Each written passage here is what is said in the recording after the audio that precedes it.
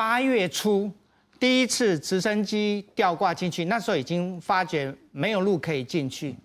那直升机第一次吊挂监测人员进去的时候，要告诉大家，连直升机都不敢降落，是把人员垂直吊挂下去，在那里安装监视设备的。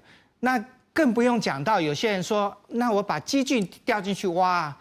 在台湾没有任何一台直升机可以吊挂40几吨的挖土机进去，更何况我们如果吊挂挖土进去，请问要吊多少台？100台都不够。是我们如何来处理这个？所以监测是唯一而且是最好的一个方式。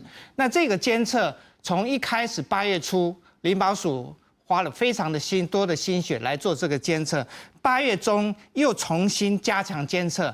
监测它的频率、回传的速度的次数的增加、精度的提高，这些都是我们后来一直持续的来进行的。